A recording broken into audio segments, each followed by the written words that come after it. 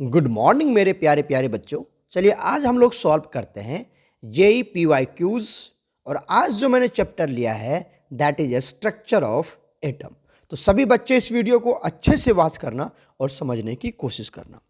पहला क्वेश्चन 2019 का है और ये क्या कहता है देखिए 2019। सभी बच्चे ध्यान से देखेंगे। The highest value of the calculated spin only magnetic moment. Magnetic moment calculate करना है जो किसमें निकलता है, बोर मैग्नेटॉन में कैलकुलेट करते हैं ना।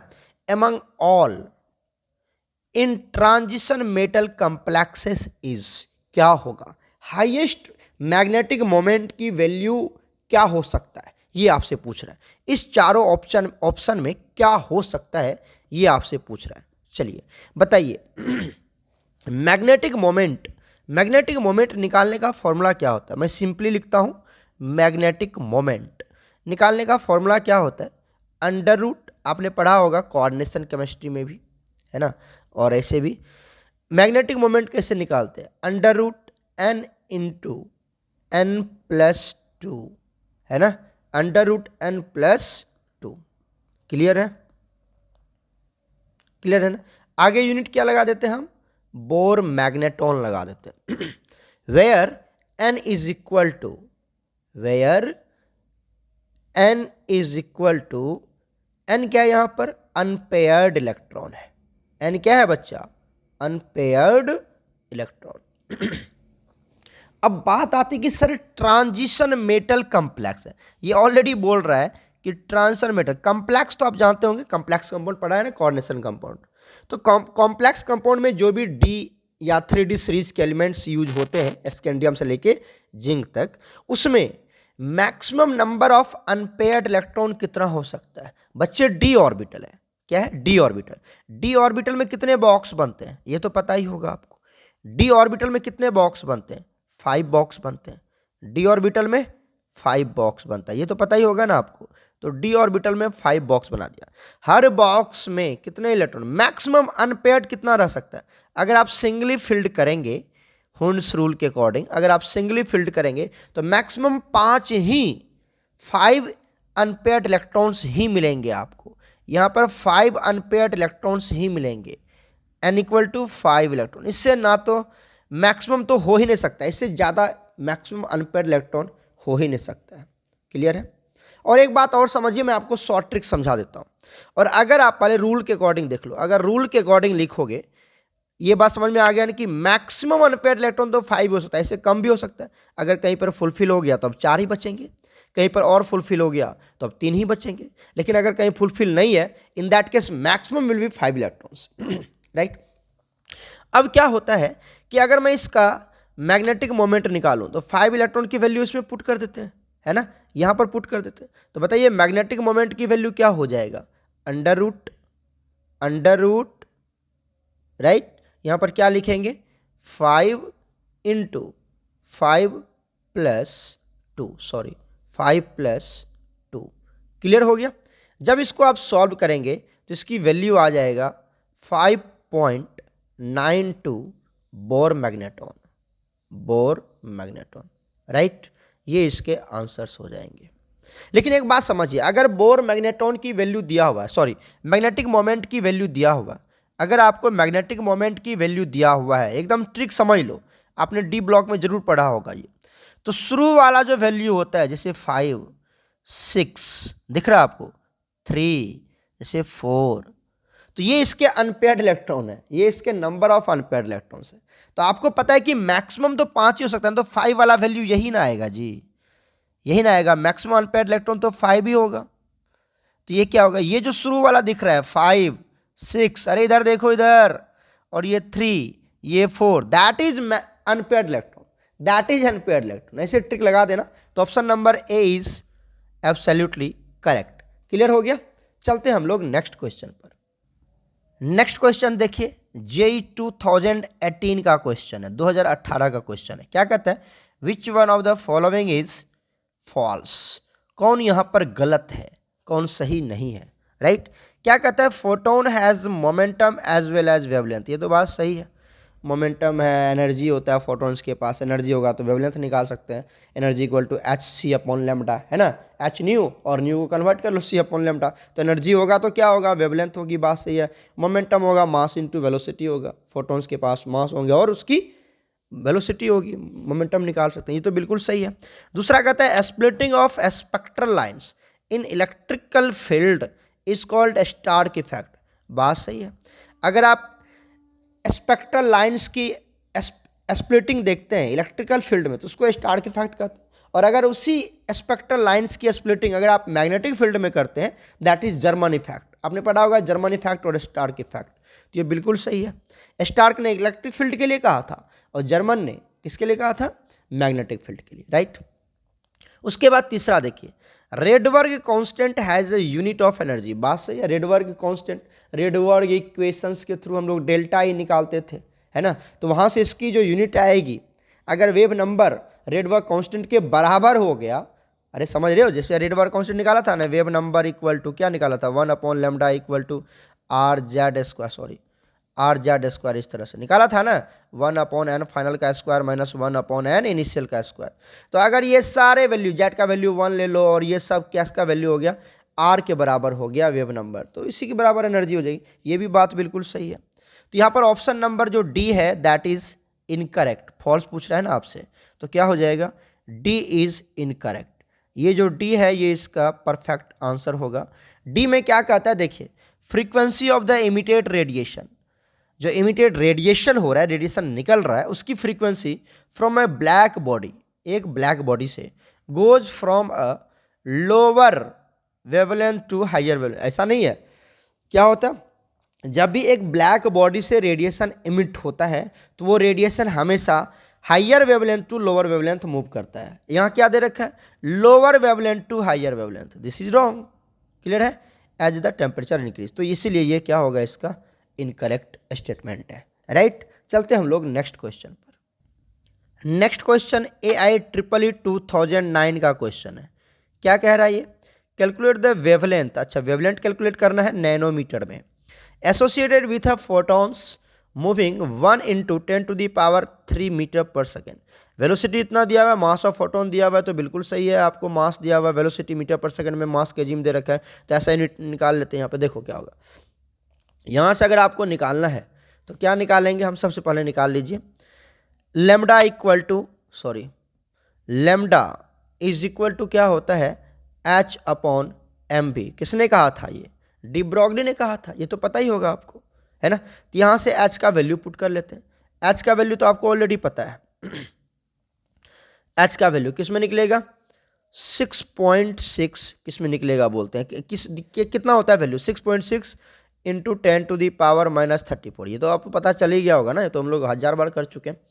ये हो गया H का वैल्यू डिवाइडेड बाई क्या ले लेते हैं, मास, मास कितना दिया हुआ है, देखिए इधर इधर इधर देखिए 1.6 इंटू 7 भी दे रखा है, 7 भी ले लो, 1.67 × 10⁻⁻27 kg, है ना, इंटू वेलोसिटी का वैल्यू कितना दे रखा है, वेलोसिटी दिया हुआ 1 × 10⁻³ मीटर पर सेकेंड के स्पीड से ये क्या कर रहा है, मूव कर रहा है ना, ये मूव कर रहा है। तो आपको क्या निकालना है इसकी, यहाँ जो आपकी वेवलेंथ निकलेगी वो मीटर में निकलेगा, किस में निकलेगा, मीटर में निकलेगा। क्यों, क्योंकि हम ऐसा यूनिट ले रहे हैं, केजी ले रहे हैं, मीटर पर सेकेंड ले रहे, तो मीटर में ही निकलेगा ना। तो इसकी वैल्यू जब आप कैलकुलेट करेंगे तो ये आ जाएगा 0.04 × 10⁻⁻9 मीटर, ठीक है।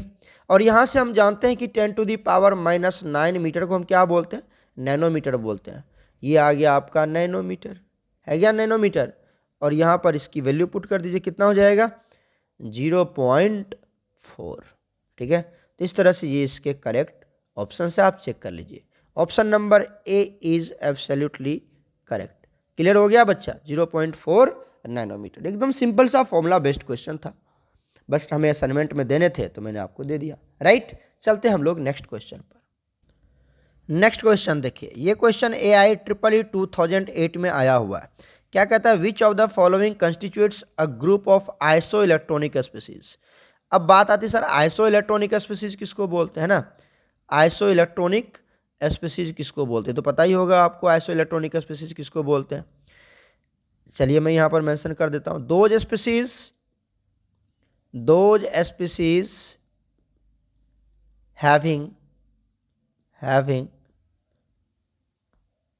having same number of electron, वैसा स्पीसीज जिसके पास सेम नंबर ऑफ इलेक्ट्रॉन हो जाए या इक्वल नंबर ऑफ इलेक्ट्रॉन हो जाए, इक्वल नंबर ऑफ इलेक्ट्रॉन आ जाए, सेम नंबर हो जाए, right, same number of electron मतलब इक्वल नंबर, उसे आइसो इलेक्ट्रॉनिक बोलते हैं। चलिए यहाँ पे देख लेते हैं हमारे पास क्या क्या दिया हुआ है। पहला दिया हुआ है C2 निकाल लो, यहाँ पर भी है C2-, यहाँ पर भी है C2। चलिए कितना हो जाएगा, कार्बन का एटॉमिक नंबर 6, अरे कार्बन का एटॉमिक नंबर 6, 2 कार्बन है तो 12, अब 2 इलेक्ट्रॉन लिया हुआ माइनस है ना, तो 12 2 14 हो जाएगा, राइट, 14 इलेक्ट्रॉन है इसके पास। क्लियर हो गया। अच्छा N2 ले लेते हैं, देखो N2 है, N2 में भी मुझे लगता है 14 ही इलेक्ट्रॉन है ना, क्योंकि 7 होते हैं। N2 कितना हो जाएगा ये बताओ जल्दी से, ये भी हो जाएगा 14 इलेक्ट्रॉन, राइट। उसके बाद ले लो क्या ले लेते हैं हम लोग, O2 माइनस, ये तो नहीं होगा, 8 दूनी 16, 1 17 इलेक्ट्रॉन हो जाएगा। ऑक्सीजन का एटॉमिक नंबर 8, 16 1 17 इलेक्ट्रॉन, तो ये तो हुआ नहीं। O2, अच्छा यहाँ पर C2 में, ये तो C2 में कितना इलेक्ट्रॉन था बताओ, यहाँ पे था 14 है ना, और यहाँ पर जो O2 माइनस दे रखा है उसमें कितना है, 17 इलेक्ट्रॉन है, तो श्योर है ये वाला तो कैंसिल हो गया, फर्स्ट वाला तो होगा ही नहीं, है ना। अच्छा उसके बाद निकाल लेते हैं हम, ये फर्स्ट वाला को छोड़ो, यहाँ पे निकाल लेते हैं NO प्लस का निकाल लेते हैं। किसका निकाल लेते हैं बच्चा, NO प्लस का निकाल लो। अब NO प्लस बताओ कितना हो जाएगा, नाइट्रोजन का एटॉमिक नंबर 7, ऑक्सीजन का 8, 8 7 15, प्लस है +1 है, तो एक लॉस कर दिया, तो 8 7 15 कितना हो जाएगा, एक लॉस कर दिया तो 14 इलेक्ट्रॉन हो जाएगा। तो NO प्लस में भी 14 इलेक्ट्रॉन है, C2-2 में भी 14 है, इसमें चलो एक निकाल लेते, Cl- अगर आ गया तो काम ही बन जाएगा अपना। Cn- क्या हो जाएगा, कार्बन का एटॉमिक नंबर 6 और नाइट्रोजन का 7, 7 6 13 माइनस है, अच्छा ये तो बन ही गया, यहाँ पे क्या जाएगा 14 इलेक्ट्रॉन। तो पूरा निकालने की जरूरत ही नहीं है हमें, हमने यहाँ पर ही कैलकुलेट कर लिया। Correct option will be B will be it's correct options. Okay बच्चा, तो यहाँ तक हमने कर लिया। अब चलते हैं हम लोग नेक्स्ट क्वेश्चन पर। नेक्स्ट क्वेश्चन देखिए, AIEEE 2003 में आया हुआ है, ठीक है। क्या बोल रहा है, orbital angular momentum of an electron revolving in the orbit is given by, ये दिया हुआ है, ये तो इसका वैल्यू होता ही है एंगुलर मोमेंटम निकालने का, ऑर्बिटल एंगुलर मोमेंटम निकालने का यही फॉर्मूला होता है बच्चा। तो कहता है the momentum for the s electron will be given as, अच्छा एस इलेक्ट्रॉन के लिए आपको मोमेंटम कैलकुलेट करना है। तो आपको कहता है यहाँ पर जो एंगुलर मोमेंटम का वैल्यू है, जिसको हम लोग एल से नोट करते हैं, एंगुलर मोमेंटम वैल्यू, किसकी, एंगुलर मोमेंटम की जो वैल्यू दे रखी है उसको हम लोग किससे नोट करते हैं बच्चा, एल से नोट करते हैं, ठीक है। एंगुलर मोमेंटम या लिख ही लो अगर तुमको याद नहीं है एंगुलर मोमेंटम किससे नोट करते हैं, हमें भी शायद याद नहीं है, एंगुलर तो अपन लिख ही लेते हैं। एंगुलर मोमेंटम इसको हम किससे डिनोट करते हैं बच्चा, इसको डिनोट करते हैं हम अंडर रूट, ये तो दिया हुआ है ना, इसमें डिनोट करने की बात ही क्या है, ये तो फॉर्मूला दिया हुआ है, तो पुट कर देते हैं अंडर रूट, चलो ये होता है, याद रखिएगा, L इंटू L प्लस 1, देखो यही दिया हुआ है ना, और यहाँ पर क्या दिया हुआ है H/2π, ये वैल्यू दिया हुआ है एंगुलर मोमेंटम का, ऑर्बिटल एंगुलर मोमेंटम का, है ना, ये वैल्यू होता है। अब पूछ रहा है एस ऑर्बिटल के लिए क्या होगा, अच्छा हमें तो एस एल चाहिए ना, क्या चाहिए बच्चा, हमें तो एल चाहिए, अगर ये एल मिल गया तो वैल्यू पुट कर देंगे, एच भी पता है पाई भी पता है, निकाल लेंगे हम लोग, है ना। अब देखिए किसके लिए, एस इलेक्ट्रॉन के लिए, तो चलिए आपको पता है हमारे पास जो सबसेल होते हैं क्या होते हैं, SPDF, और इसके लिए जल्दी से बता दो एल की वैल्यू क्या होती है, L value of azimuthal quantum number, S के लिए एल की वैल्यू कितनी होती है 0, पी के लिए 1 बताया था ना, डी के लिए 2, एफ के लिए 3। तो अब आपसे जिसका पूछेगा उसका वैल्यू पुट क्या कर देना कर दिया करना। यहाँ पर एस के लिए पूछ रहा है तो बता दीजिए एस के लिए, एस इलेक्ट्रॉन के लिए, एस में जो एक इलेक्ट्रॉन है उसके लिए एल की वैल्यू कितनी होती है, अरे सर 0 होता है। तो यहाँ पर अगर आप पुट करते हैं 0, यहाँ पर क्या पुट करते हैं 0 पुट करते हैं, तो यहाँ 0 से मल्टीप्लाई करोगे सब में, तो ये मल्टीप्लाई है ना यहाँ पर, तो सारा वैल्यू 0 हो जाएगा, है ना। अरे बच्चा अंडर रूट 0 इंटू 0 + 1 और आगे कुछ भी आ जाए डजेंट मैटर, तो आपने 0 से मल्टीप्लाई किया, सारा वैल्यू क्या हो जाएगा 0 आ जाएगा, सारा वैल्यू 0 आ जाएगा। समझ में आया क्या, समझ में आया। तो इस तरह से आप चेक कर लीजिए ऑप्शन कौन सा सही है। ऑप्शन ए पहला ऑप्शन में ही 0 दिया हुआ है, तो ये हो जाएगा इसका करेक्ट ऑप्शन। क्लियर हुआ कि नहीं हुआ ये बता दो जल्दी से, एकदम क्लियर है। तो एल की वैल्यू आपको पता होनी चाहिए, तो एंगुलर ऑर्बिटल मोमेंटम आप आराम से निकाल सकते हैं एल की वैल्यू पुट करके, और ये फॉर्मूला आपको पता होना चाहिए। अभी तो ये इसमें फॉर्मूला में दे रखा था, यहाँ पर अगर फॉर्मूला ना दिया रहे तो आपको ये फॉर्मूला याद होगा तभी क्वेश्चन बन पाएगा। तो l into l + 1 under root कर देंगे एच इंटू 2π, h/2π। ओके, तो यहाँ तक हमने सॉल्व कर लिया। ये असाइनमेंट में हमने क्वेश्चन दिया हुआ था, आप सभी बच्चे इसको देखना अच्छे से, बहुत ईजी जो क्वेश्चन हमने लिया है आप आराम से सॉल्व कर सकते हैं। ओके प्यारे बच्चों, गॉड ब्लेस यू ऑल।